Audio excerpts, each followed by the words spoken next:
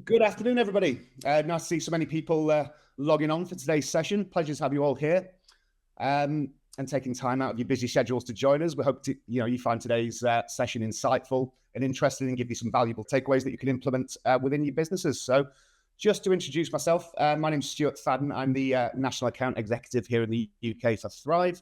I've been with the organisation just under a year now.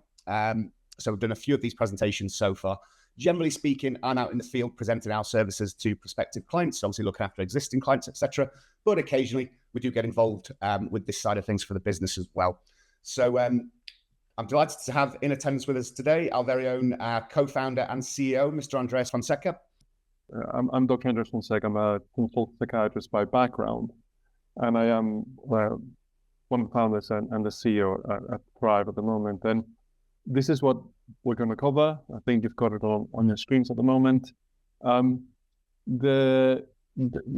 Explain what is resilience in the first place, but also looking at why it is important and why it can have a downside or what the pitfalls are, and what the costs might be, and navigating the challenges. I mean, the underlying or the overall message is that it is a very nuanced idea, and it's not being, depending on the setting, it can be misapplied and actually can be a harmful concept.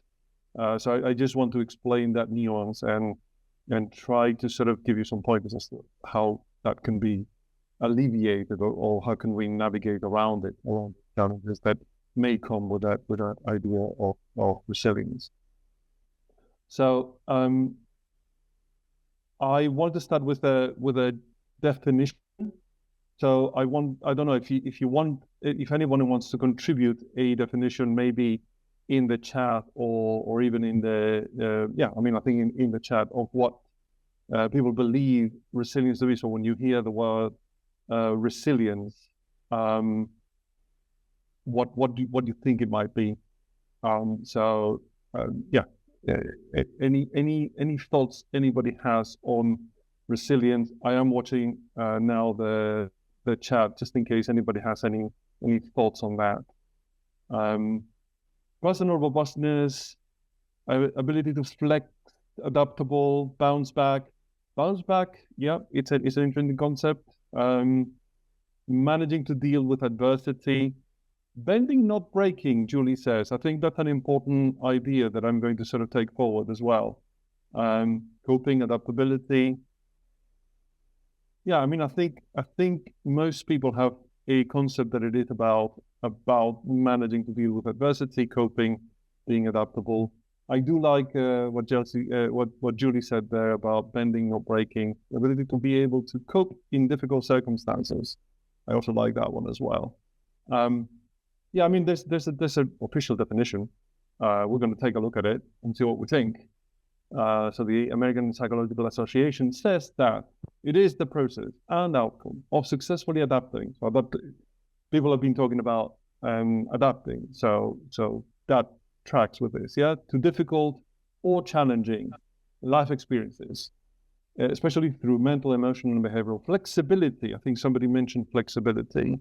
And adjustment to external and internal demands. There's a number of factors that contribute to how well people adapt to adversities, predominant among them. Always the ways in which individuals view and engage with the world. So that's going to be important. That first part of it, that idea that the ways in which individuals view and engage with the world. So this is kind of an internal thing, is what it's hinting at there. So it's nothing to do with the event that actually happens. There's something internal there, the ways in which individuals view and engage with the world. The availability of resources. So this is, again, something that a lot of people don't think about when you talk about resilience. It seems to be something that is very much about the person and your own internal resources. But no, if you look at the definition, it also comes from the quality of social resources, what networks are around you that can support you, what sort of things you can tap into when things are hard and difficult, and then specific coping strategies. Again, there's nothing very much about the event in itself, but is the ways in which individuals view and engage with the world, the availability of these resources to help you cope with the world, and specific coping strategies that one can develop. Yeah. So psychological research says that it demonstrates the resources and skills associated with a more positive adaptation, i.e. greater resilience, can be cultivated and practiced. This is also called psychological resilience. Now, the problem with that last bit is we're going to see that that's, okay, fair enough, it can be cultivated and practiced, but that can shift the conversation into places where it might not be all that helpful. So just so everybody sort of is on the same page regarding that. So let's see. So when you are trying to investigate the question of resilience, and you try to sort of think about whether the type of resilience that you are displaying, or that you have, or that somebody in your organization has and is displaying, is helpful or maybe counterproductive, there's something about the type of resilience. Yeah. So there's that first bit. So too little flexibility, too much bravado. We said at the beginning that it was about being flexible. Sometimes resilience can be understood as the ability to cope with anything, regardless of any circumstances, and being able to fend off any problems. Like you have this internal ability to just be unbreakable. That's when things might be problematic. Is the context wrong? And this is about, we were talking about the social resources that you have available to you. What if there is a culture of stoicism and something that expects a certain amount of resilience from everybody? So that might be part of the issue that makes resilience not as helpful as it could otherwise be. Sometimes the level itself is misused. This is part of my point as well. So celebrating heroic endurance while ignoring what cost that may have, what cost that comes for people. So again, those are the areas. Is the type or degree wrong? Is the context wrong? Is the label being misused? Those are important questions when we'll investigate for resilience. So I've observed, this is in my own practice as a clinician, I observed a drift in the way the term is used. From healthy adaptation, I think a lot of the people that contribute to my early question were mentioning this. Is in some setting, not in every setting, but in some settings, it's drifted off to be one can withstand anything if one tries hard enough. Why? Because that last bit of the definition that was saying these are skills that people can develop. So if they can develop, why are you not developing them? Why are you not able to sort of develop this resilience that should enable you to cope with everything? That can happen, again, in some settings, not every setting, thankfully, but there are some settings which may be affected by this idea. The speed of recovery, sometimes, again, depending on the setting, being back on it, being back at work or being back doing the thing that have to do. It may be something that is very important and essential, and a lot of your colleagues are depending on you. Being able to sort of recover fast, it tends to be priced higher, again, in some settings, than being able to sort of recover fully. So it may be seen, it may be framed as if there's any lingering distress and you're not able to cope, again, that is maybe seen as a failure, which actually, interestingly, undermines resilience overall. This is interesting because it's developing something so resilience is a term that I've used in clinical practice, but obviously then became mainstream, it became something of an idea that people should focus on. Again, because those skills can be, and that is true, can be developed, can be fostered, can be, you can improve them. Then it becomes like a thing that must be done for everybody. And then in some settings, not that everybody can do it, but that everybody should do it. That's how it could shift. It's not in the mind of professionals, is what I want to say. So we still have the same concept of resilience that we always did. But it is in the mind of individuals sometimes, and it is in the mind of organizations sometimes, that you must be stoic and will withstand anything if one tries hard enough. That sounds good. So I was saying specific settings. So we work with a lot of blue light services in Thrive, and this is where you can see this kind of concept seeping in. So humor and silence, the whole coping strategies, the norms. Obviously, what they do, the function of those norms is to offload organizational stress and make putting that onto the individual, and then reducing what we call psychological safety. So the idea of making genuine help-seeking efforts seem risky to the individual, seeing how am I going to be perceived if I seek help, if I voice the fact that perhaps I'm not doing so well, or perhaps something happened that has really affected me. And it is in these areas, blue light services, where you might be more likely to encounter situations which might be hard, very hard, to actually overcome or cope with. And with this like individual strength that don't need to bother anybody with your issue is perhaps is most pronounced. And of all the blue light services, in my experience, we see this the most happening with police officers. So it isn't just in those services. I've got 3 examples for you. So teachers in schools, high pressure environments. I've seen this, and again, we do have quite a few teachers among the people that we work with and the people that we offer services to. So in speed of recovery, very important in school, very thin on the ground, lacking staff. You must be able to cope. You must be able to sort of be strong and be there again, because if you're not there, then your colleagues will suffer as well, which is true. It's true because there isn't that much in the way of those organizational resources to make your resilience actually effective. So a lot is put onto the individual to be resilient themselves. Same thing goes for hospitals, as you can very well understand. Same kind of situation, same kinds of pressures. And also corporations, not writ large. It tends to affect mostly senior management, corporate boards in particular. That's where you see it the most. It's not there in the slide, but also we've seen this a lot with lawyer firms. So those seem to be, again, have that culture that you must be able to cope with anything and everything. At whatever. So obviously, I've had a number of police officers as my patients. So that's given me a perspective on this from a individual point of view, from the point of view of the individual, but also from the point of view of an organization.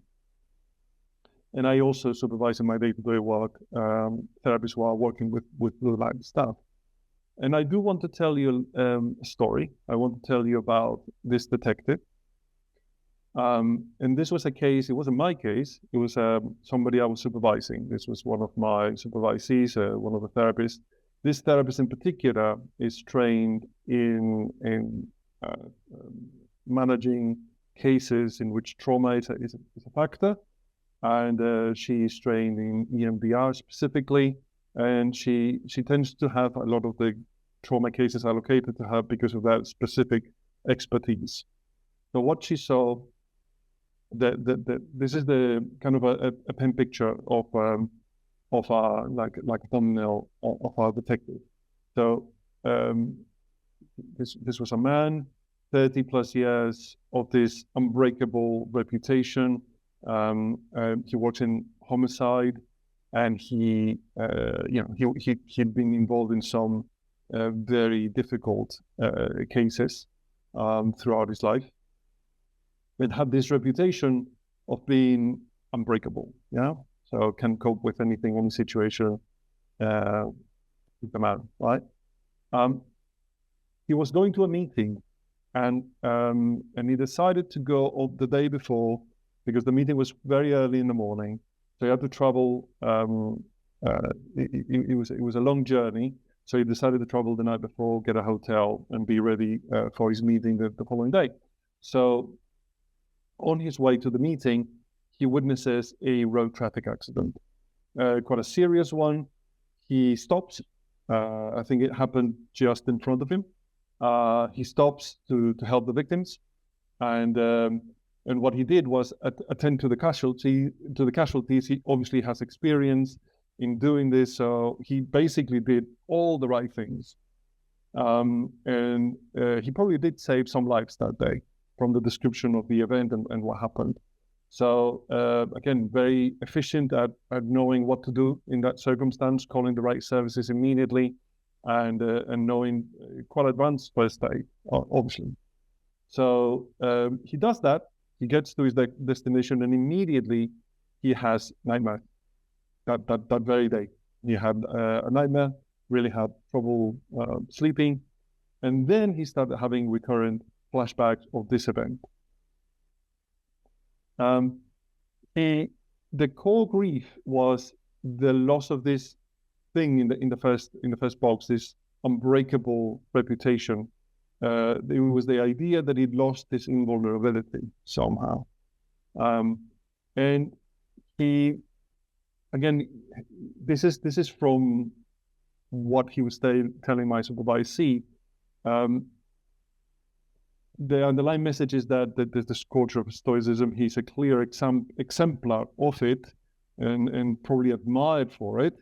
And this was being eroded. This idea of himself, of being able to sort of cope with any situation, was being eroded by this event and his reaction to it.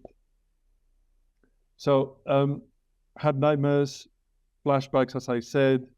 And the thing that he kept bringing back to the therapy session was, if only I traveled the next morning, then I would have been fine. So his idea was, if I never encountered that incident, if I've never witnessed that accident, then I'd be fine. So he was wishing that he hadn't taken the time to travel the night before. He'd gone with his original plan of driving leaving very early in the morning and getting there for his meeting. And he kept going back to that idea over and over. So it is the experience that he had those nightmares that very first day that actually had shattered his own idea that he was untouchable, unbreakable, perfectly able to cope with any situation. And the therapist discovered that he had lost part of his own self, and he was grieving for it. This idea that this self-concept that he had of, I can cope with anything, was gone, because obviously he couldn't cope with this situation. So what he'd lost fundamentally was this invulnerable self-image.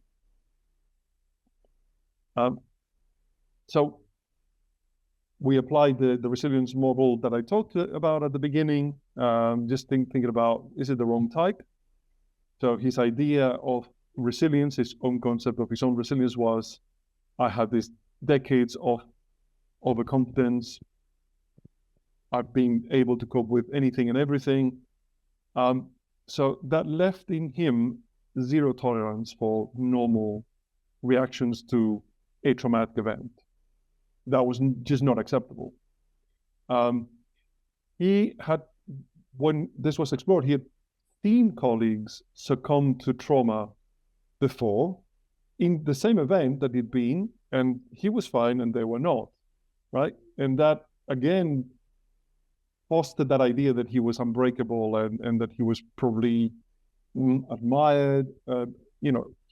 He did place a lot of his own self-worth into this idea that he'd been able to cope where others weren't able to cope, and that this was somehow praised.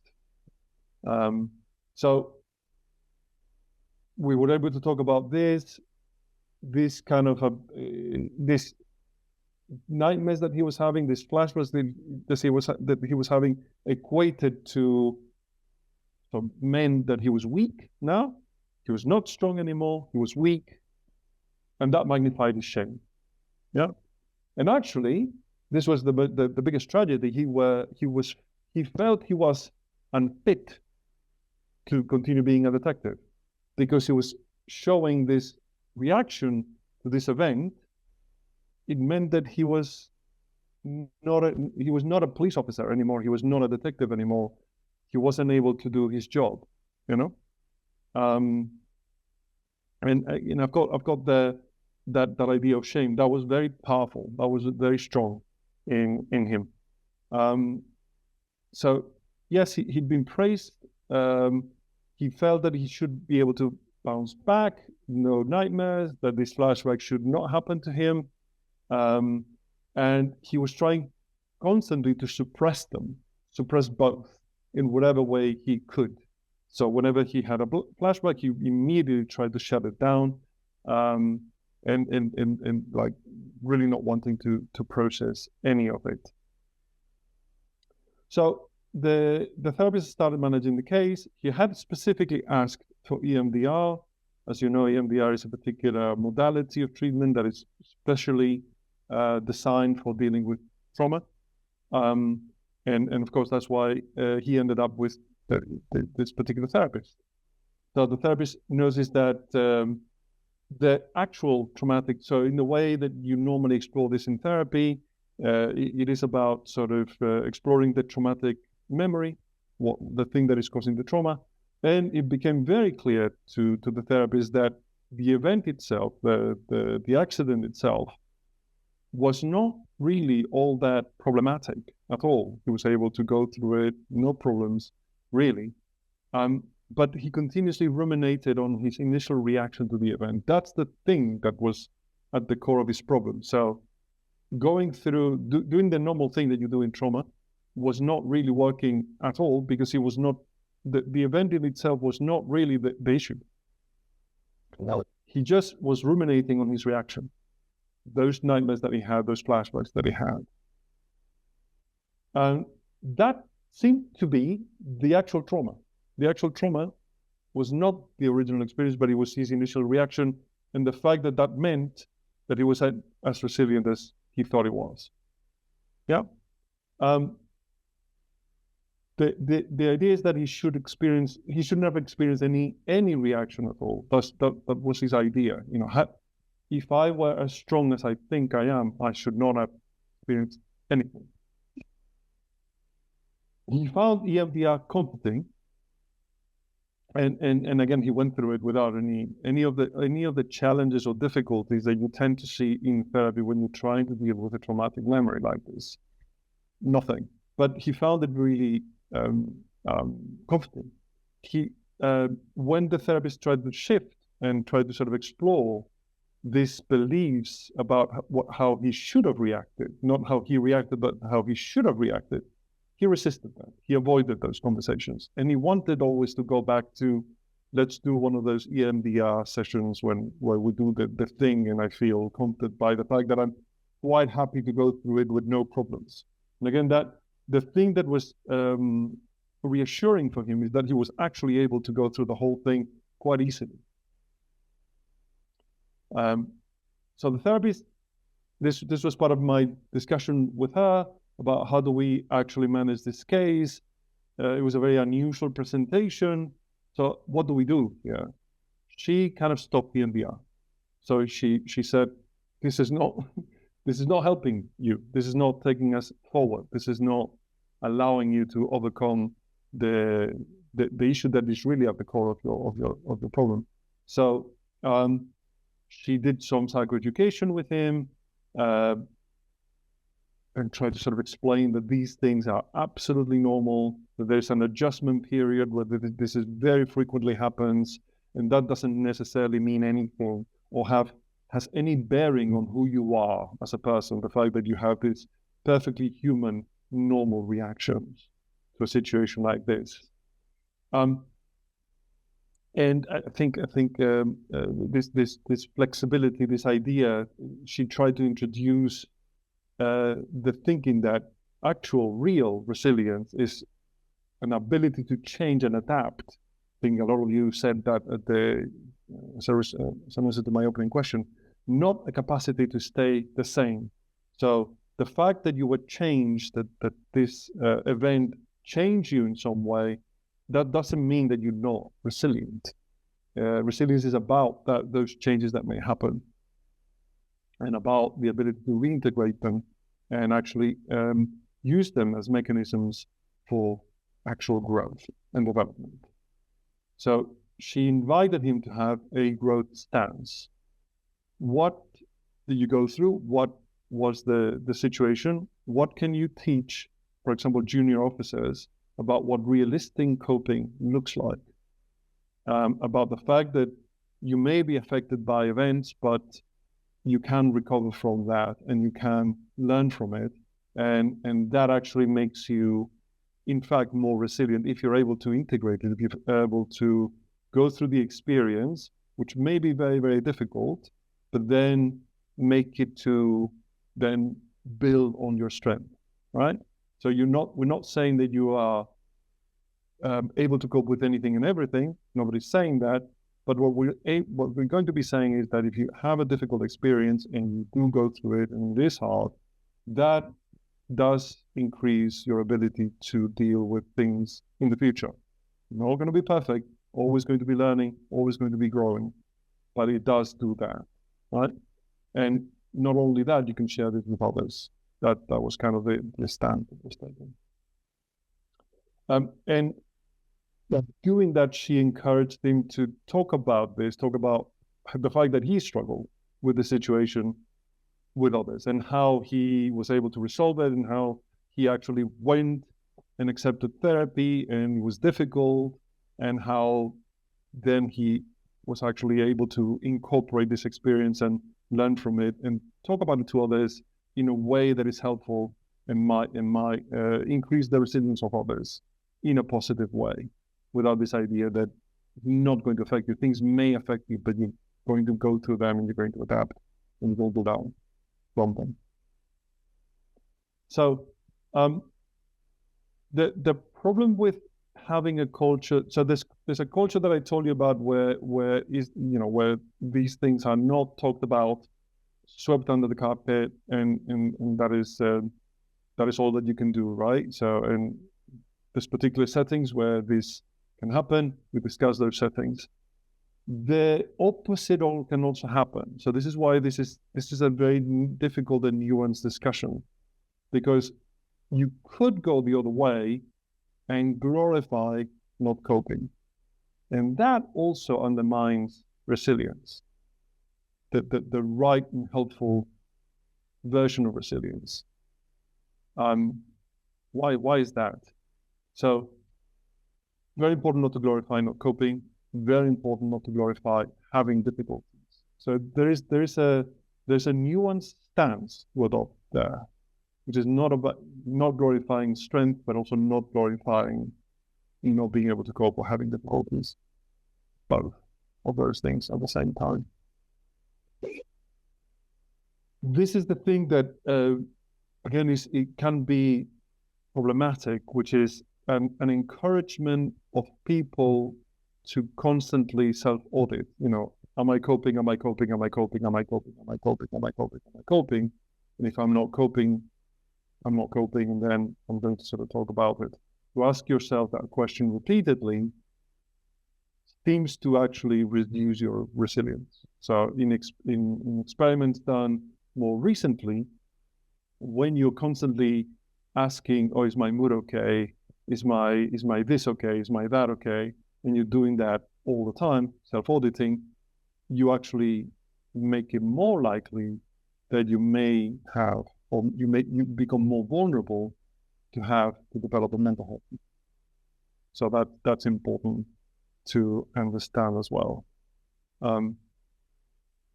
The overall message is that nuance is difficult. So you have to adopt this posture, which is glorifying strength and unbreakability, not helpful, but also constantly self-auditing is not helpful. None of those things are helpful. There's a stance in the middle that is the helpful one. So what do I advocate for? So depending on what setting you're operating in, and I said sometimes some corporate cultures may attract this, some particular provide services being an example, hospitals, schools, the other examples that I gave you, they may attract a particular type of character that has these beliefs already become built in, right? So screening these recruits and also veterans for these over-resilient beliefs, the wrong kind of resilience, as it were, may be helpful. Because these beliefs can block appropriate help seeking and increase frailty as a result. This is when an event happens, when an incident happens,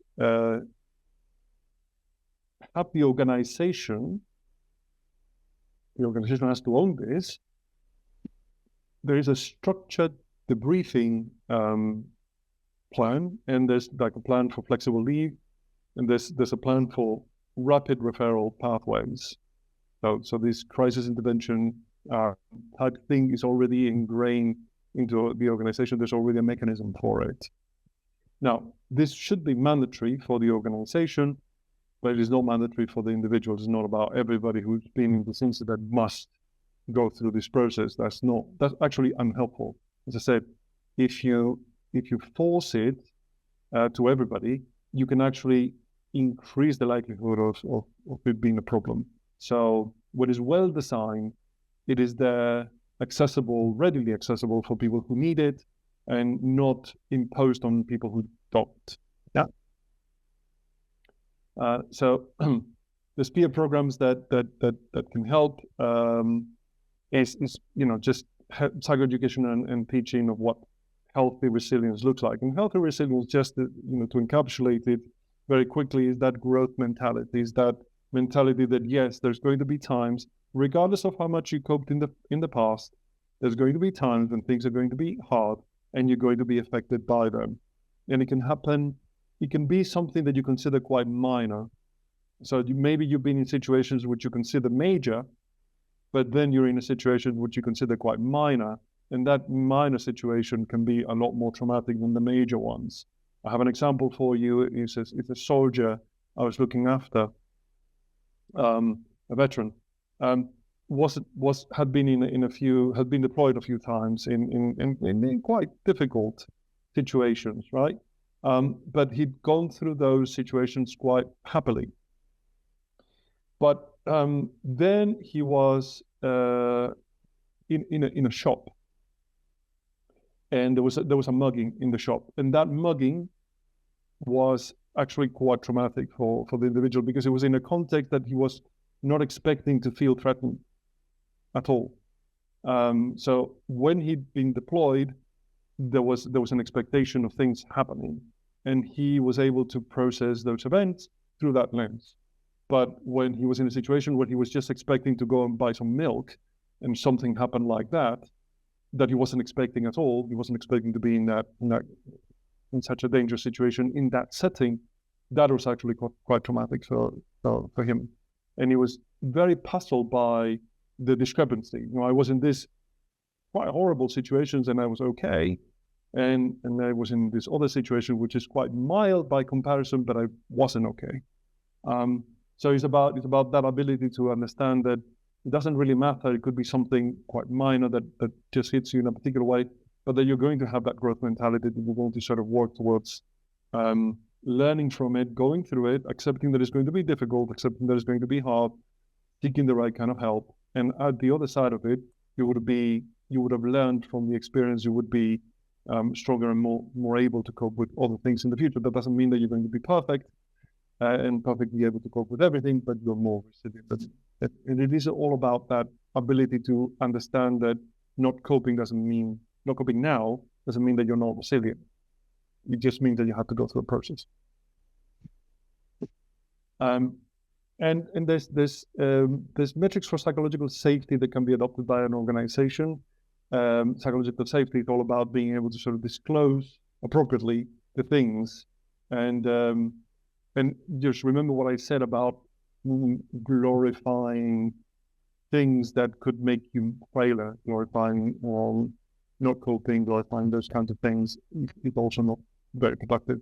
So it's the right kind of psychological safety to understand that, the majority of the time we're going to be okay, and we're going to be well supported by our colleagues, but there might be times where we're not okay, and there's a process in place to help you. So that's what I mean to have a nuanced understanding of the whole situation. Is the actual helpful way of constructing it. So any setting that fetishizes instant recovery is a setting that I would worry about. Of course, you've got those examples there, and I'm adding lawyer firms to it, solicitor firms to it. They can fall into this trap of this culture of we have to recover quickly. We are the type of individual that is always strong in these situations.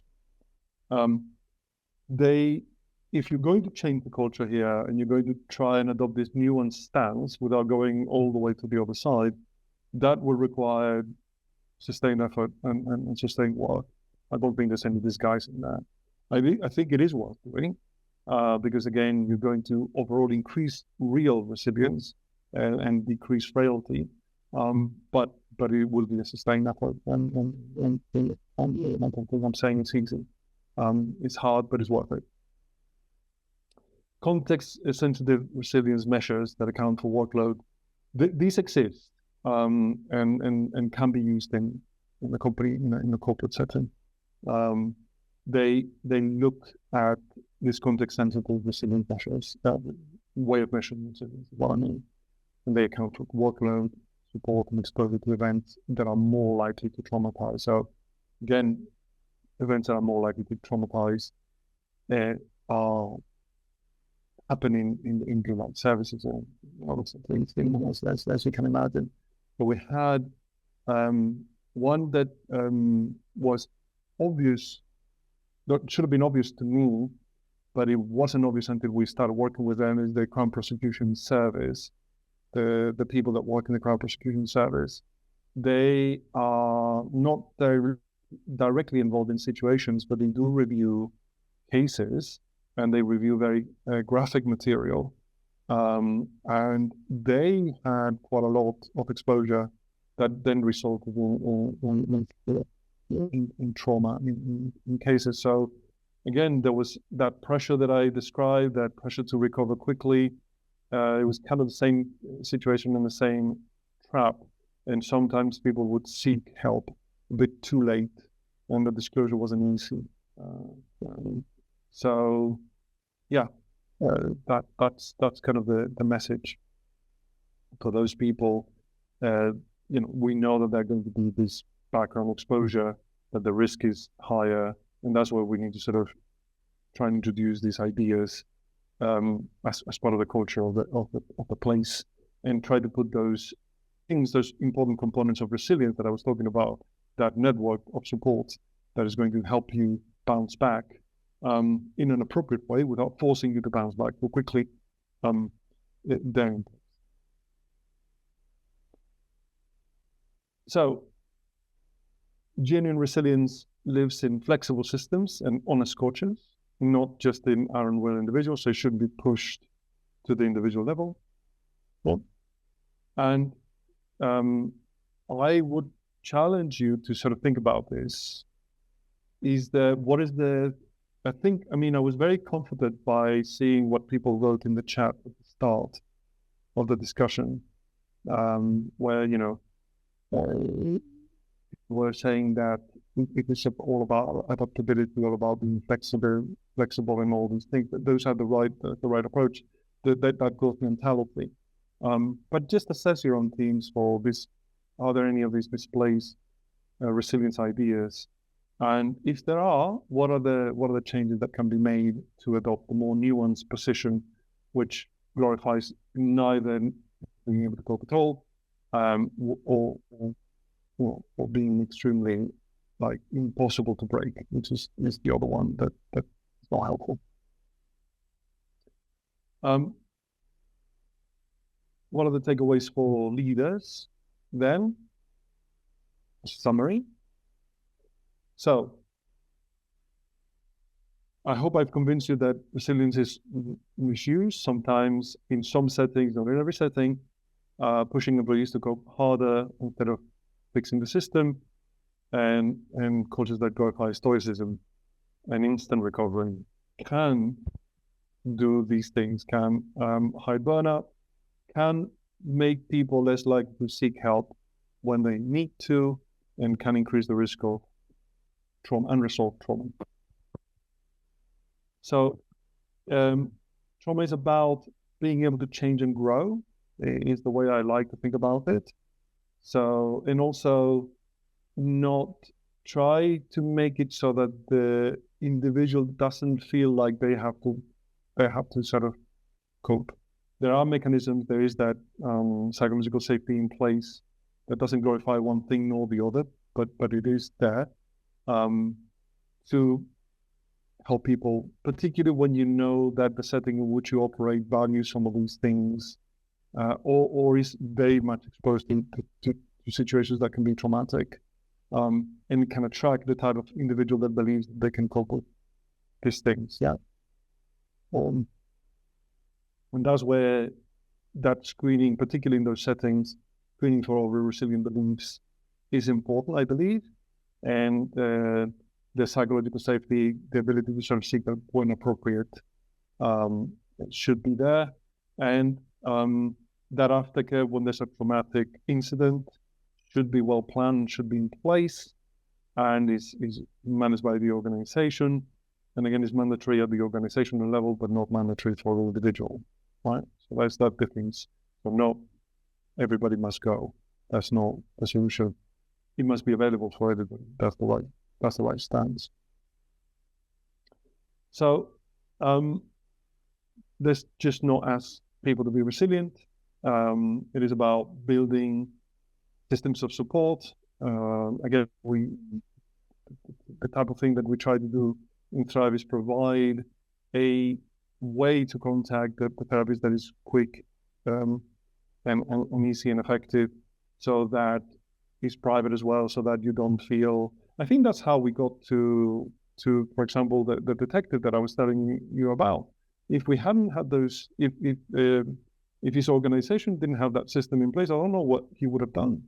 The fact that he could just go and, start talking to a therapist and actually find somebody who was working with trauma, I think was very helpful to him, eventually. And that's how we discovered that it was the point of intervention was not necessarily the event, but also his reaction to it and his loss of this belief of himself. Yeah. So we are proactive because of that, because we don't want to make it hard for people to seek help when they need it. And when we do intervene, we know that things can be complex and difficult sometimes, and that the first problem that manifests itself is not the actual problem, like in this detective's case. So we have to dig deep there and spend quite a few sessions doing this standard EMDR until we discovered that the problem was different, and we needed to change the tack and address the actual problem that he was facing, right?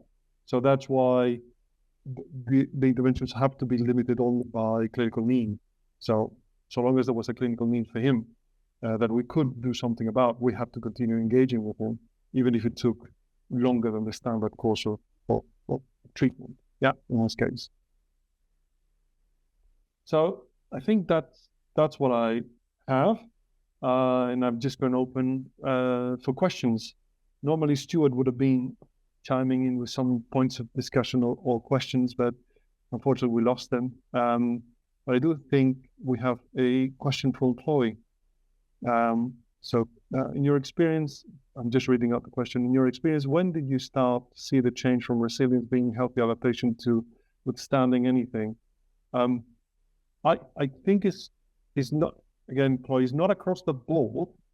So in some organizations, these beliefs are not there or are different, or I see the opposite situation where not coping or, excessive self-auditing is perhaps too emphasized.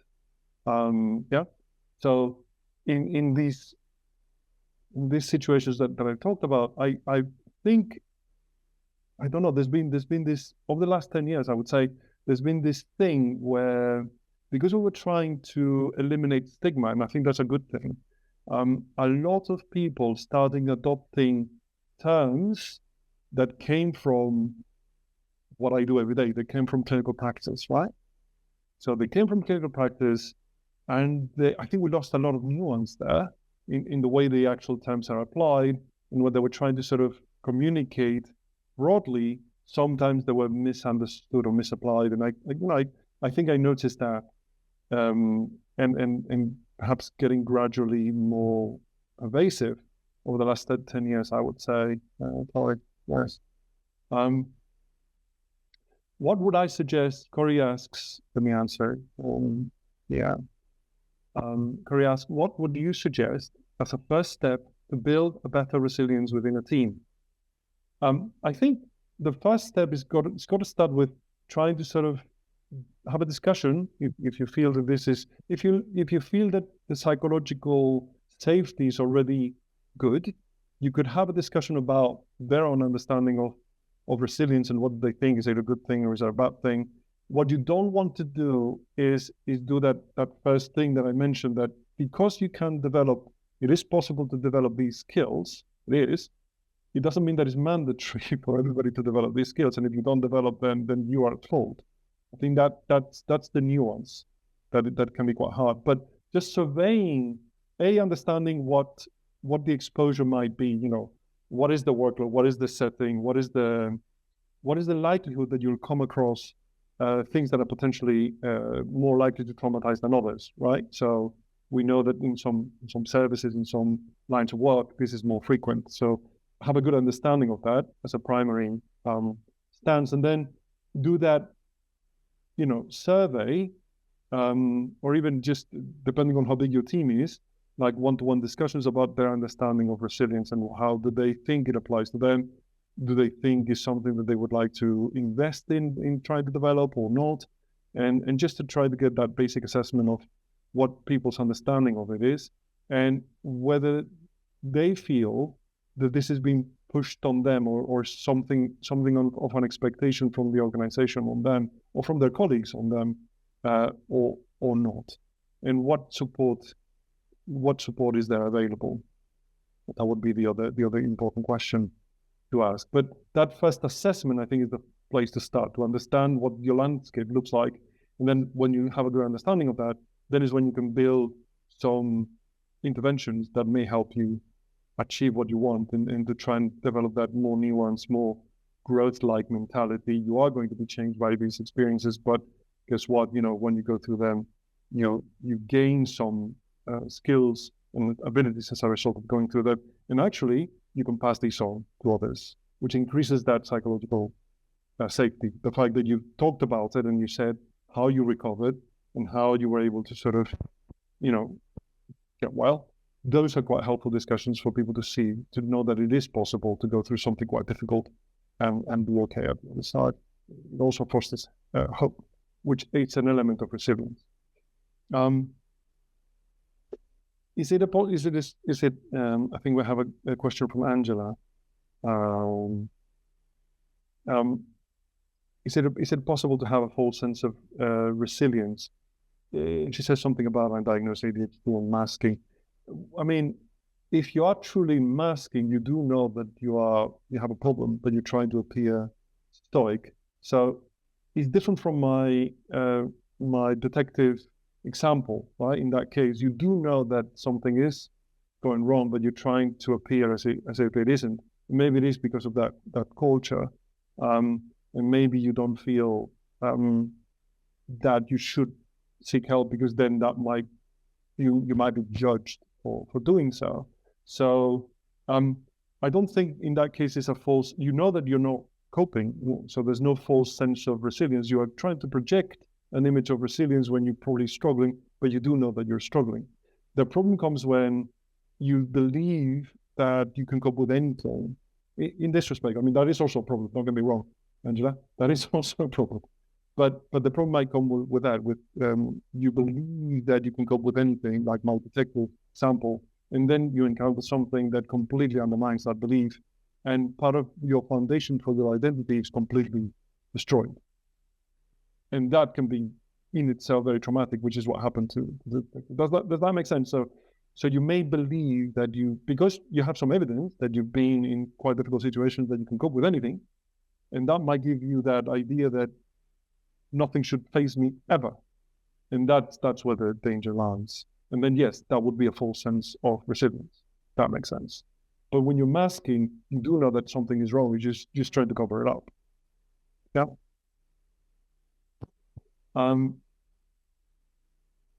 So an anonymous attendee asks, will it become harder to be resilient with the world the way it is? Cost of living and government work, expecting too much. I think for certain settings, definitely, there might be more pressure. I think we'll do the wrong answer there. Yeah. So that's the question, so that everybody can see it. Will it become harder to be resilient with the world the way it is? Cost of living and government work, expecting too much. I think, I mean, I'm going to say something that maybe sound a bit controversial. The world has been very bad in the past as well, like really bad. There's been times when it's been quite horrible, if you think about it historically. And I do think that we have, we do have perhaps a better understanding of these things, and what I was saying about that social network, that ability to sort of have somebody around you, which is an element of resilience, that can help you cope when things are difficult. I think we do have that benefit, and maybe at other times, maybe not. Maybe that wasn't the case. So I do think that constant exposure and rumination about how bad things are can make us less resilient, if that makes sense. So we used to be able to know about limited news from our immediate environment, and now we know news from, as you were saying, how are things in the world. The cost of living is going to affect everybody individually. That's true. But things that we, the question specifically says the way the world is. I think we are exposed to a lot of bad and negative news from everywhere that can undermine our resilience in that way, feeling that we are in a very frail world, in a world that is a dangerous place, and that can undermine resilience, if that makes sense. I've got another question. I think that's going to be our last question for today, is what insights can you share on how workload-related burnout affects resilience, and what strategies are the most effective in strengthening resilience in these circumstances? Okay, so work-related burnout will obviously undermine resilience. So the problem there is when there's an expectation to cope with the extra demand, and perhaps cope in very difficult circumstances when there's high demand on you, and also that situation where perhaps because staff resources are scarce already, you need to be there not just for the company as a whole, but for your colleagues, because if you go off sick, then what's going to happen to my colleagues? And then there's that trying to keep abreast when you're already struggling situation. So what is an effective strategy? I think for me, the most important thing is having that psychological safety, so that people can, without glorifying frailty, which is the opposite problem. So a problem can be glorifying resilience, and the other problem can be glorifying frailty. You don't want to be doing any of those. You want to have a balanced, clear view of this. But without doing that, if if psychological safety is appropriate, then it is about being able to discover or being able to assess that people are struggling and that burnout may occur. So there's various measures of this that one can introduce, and then try to act on it. The difficulty comes again from that excessive self-auditing that I was talking about, which can be unhelpful. So it is about having that balanced view, but having a good communication within a team and a good understanding, a regular review of caseloads where it is by the by when you have a discussion with your supervisees, say, and we do this in Thrive, one of the topics of discussion when we're doing a supervision session is always your workload. How is your workload? Are you coping? Do you need more resources? What is your workload like at the moment? Like take me through it. And are you able to maintain it? Is it too much? So just an open conversation about that. And, would you need any more resources, or what do we need to do here to make sure that your workload is well balanced? So that discussion is important to have, and to be very open about it. And just to see, this is what it is. There might be other things outside of the workplace that may be affecting your resilience as well, because some of your capacity to be resilient may be consumed by things that are happening at home, as it were. So your ability to cope with is partially already filled with things that are happening at home that are difficult, and also the things that are happening at work that are difficult. And that is going to sort of, again, increase your risk of burnout and decrease your resilience. So being able to have those one-to-one sessions where you openly discussing how things are outside of work as well is important, to have that opportunity, mostly to inform, to have a bi-directional dialogue about this and an honest one as well. And it is important, and not to sort of endorse what we're doing in Thrive as the be all or end all, but again, in supervision, particularly in clinical supervision, it is a two-way street. So me as a supervisor, I have to disclose to my supervisee whether I'm struggling with things at home, so they know that if they need me because something is going on, they need to know where I'm at and how things affect me as well. So having that bi-directional discussion, again, professional, kept to professional boundaries. There's a formula that you follow to do this well. But being aware of what the situation is for the person that you are managing, and also for them to be aware of, maybe there's something going on where you might not be reachable, and they need to know that, and we need to make alternative arrangements so that they are well catered for. So that open discussion about where we're both at in terms of our ability to cope and what resources are around us to help us if things are not right, is going to be very helpful to try and intervene early and to put those measures in place early when you see that people are struggling with, say, their workload or whatever it is. That makes sense. Thanks very much for everybody's attention, and I hope that was useful. Bye, everybody.